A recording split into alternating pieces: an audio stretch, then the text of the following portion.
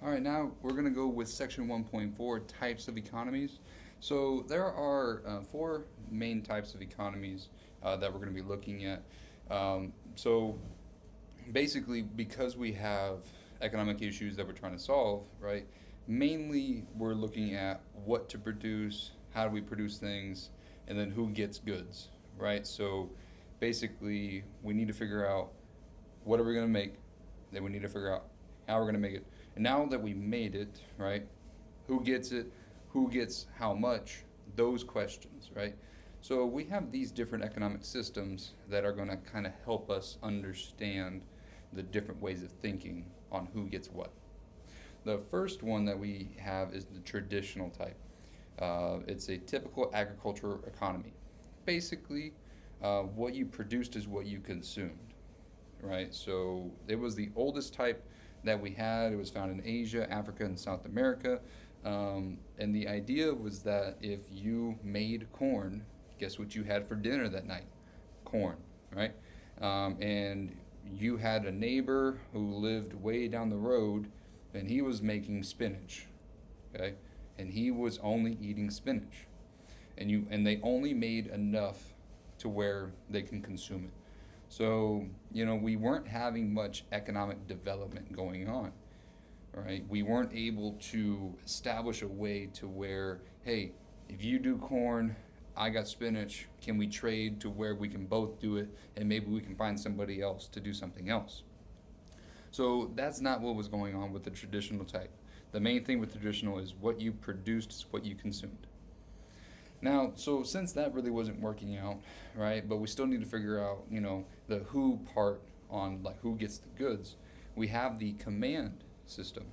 Now, the command system is an economy where economic decisions are passed down from government authority and where the government owns the resources. So imagine somebody commanding you to do everything because they own everything. Everything from the land, food, water, your job, your house, everything is owned by the government. So that's what a command economy is that they are the ones that are deciding what to produce. Okay, it's like, hey, you are going to make bananas, right? And you're going to charge $1 for every banana, right? And you're going to make it this way. So they have a method of production, right? And then you have to pay your workers $12 an hour. So they set the wages for the workers as well. So, this is a great way to, provide necessities such as healthcare, education, right? Because it's like there's certain things that we need, and the government's making sure that you at least have those things. And we can do it for free because guess what the government's doing? They set the price. So they're like, hey, you do it for free. So that's good on some sense. It's also good in the sense that, you're kind of guaranteed to a certain extent that you're going to have something to eat, right? So because the government is trying to do things to where maybe they're trying to do things fairly, so everybody gets the same banana and everybody gets the same sandwich, right? It is fair, right? But there are some issues here. One of them being, what if you didn't want a banana and you wanted an apple? Okay, you can't buy the apple from your economy because the government won't allow apples. So what do you have to do? You have to create an underground economy or a black market. So that is how you're able to buy your apples or buy, something else that the government doesn't really allow. So this is making transactions without the government's approval. So that's one thing about the command economy is that it actually will create some sort of black market to where a lot of transactions will happen without them knowing because, you know, the government is trying to make decisions for everybody, but they're also not making the best choices for everybody because everybody has their different tastes and preferences. Okay. Now, another thing that the command economy is short on is the fact that everybody's paid the same wage. And everybody is, the government's telling you how much to charge for your services. So let's say you were a mechanic, all right, and you have to charge $100 for every car that comes in. You are trying to do a good service, right? And what would you think would happen if you tried to do a great service? Like if you had exceptional service, what would happen to the value of your service? It would increase. You would increase the value that you can charge to your customers.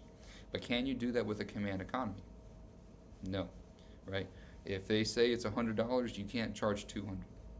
So because of that, because you don't get the pay for the exceptional service, you only do an okay service because that's what you're getting paid for, right? So what would happen to the quality of goods under a command economy? The quality would be low. So we would have low quality goods. And again, why would you have low quality? Well, because let's say we're looking at cars, all right? If you wanted to make a really, really nice car, right, that has a lot of technology in there, you're going to want to get a lot of money for it. But the government's like, hey, you can only have this. So why would you do something extra good if you're not going to get the benefits of doing it? So what happens is that we're ended up going to have very low quality goods throughout the economy. So that's the main thing about command economies. They are currently found in Cuba and North Korea. Those are great examples of command economies. The main thing I like to think about is that the government is commanding me to do everything, right? Because they own everything. It could be a king, or it could be a ruling class. So, but the main thing is that all of the decisions are coming from the government. Now, that has its benefits, and it does have its costs. So another economy was created. This one is the market economy. So the market economy is very decentralized. Decentralized is basically this. If you had the command economy, right, and you had the circular flow flowing around here, and you had the government in the middle here, the government is telling you what to produce, how to produce it, and then who gets what. Right? So the government is the one that is making all of the decisions, right, from this central point. The market economy is going to be very decentralized. So now we're focusing more on the circular flow on things, right? So now we're going to have private enterprise. What is private enterprise? If you wanted to start your own business, right, can you do that with a command economy? No. But because you have a market economy, you have private enterprise. So you can own your own business. It is yours. You can make any decision because it's your business. All right, so businesses are going to be supplying the goods and services based on demand. What does that mean? Well, if your consumers are demanding bananas, right, what would you start doing? You would start selling bananas. If your consumers were starting to demand less high quality stuff because they don't have the money for it, you would start making lower quality stuff so they can start buying the cheaper goods. So that is where you are going to be supplying your stuff based off of demand. And that's going to happen with the market economy. So now you're going to have different goods, but they're going to have different values, different things with them. You can have a low quality car, you can have a high quality car, you can have, people working the same job maybe at different wages. Let's take a salesperson, okay? If someone is really, really good at sales, right, they're going to have a lot of income because they're really good at sales versus somebody who is not good and they're not going to make a lot of money. So in the market economy, we are going to have those situations where you could be doing the same thing, but because you're better at it, you could get more value because of it. So the market really is a place where buyers and sellers are using the forces of supply and demand. So just like the circular flow we talked about earlier, if people are wanting to demand more goods and services, the firms are going to demand or supply more of it, but how can they supply more of it? How can you make more stuff? You need more labor, more machines, and maybe more businesses. So now you're going to demand more of the resources. So that's where the market economy is flowing. Um, Now, the thing with the market economy, right, is that we don't have that government oversight. So, you know, what if we had a situation where, a business was trying to sell you on an organic apple? Is there anything stopping the firm from lying to you about it being an organic apple? No, right? They can tell you everything that it's organic, that it's this, right? There's nothing really stopping them, unless we had some sort of government involved that said, hey, if you are going to have something organic, it has to go through these process, right? Because once it gets the process, it get a stamp of approval saying, yes, this is organic. So the market economy, right, it is capitalism, is another way to talk about it, where basically you're trying to make money for your business, right? And a lot of people might lie about their products in order to gain a profit, or they might charge a really low wage on their workers just to make more profits. And so, what really stops them is gonna have to be some sort of government authority, right? It's like, hey, yes, you can pay whatever you want for your workers as long as it's not below this number. Hey, if you're going to say you're going to provide this good, it at least has to go through this process. So that is where the mixed system comes in, where it's found most in the world and it combines all of the economies, right? So now we're having a situation where you can still own your own business, right? You can still demand the goods that you want. Like if you wanted a banana or an apple, right? You can buy a banana or an apple because you are demanding it. But we still have the government that is involved to make sure everything is playing fairly. So if you say it's organic, right, and you have that sticker that says organic, it went through the government process to make sure it was organic. Or we have the minimum wage to make sure everybody is paid at least this amount. All right, some countries like Europe and Latin America are market oriented, but they do have a higher degree of government involvement, such as China or Russia. So they still have that kind of market going on between buyers and sellers, but the government's much more hands-on with maybe what you can't sell, what you can sell, how you can do things. So, you know, when we're talking about mixed, there's different mixtures of command and market. So there is no such thing as an absolutely free market. Um, so you are going to have government involved in some way. Now, you might be thinking, do we really need government? Government does have a role in certain things because the role of government is to protect its citizens from both internal and external forces. Okay, I'm gonna say it again. So, government is the role for government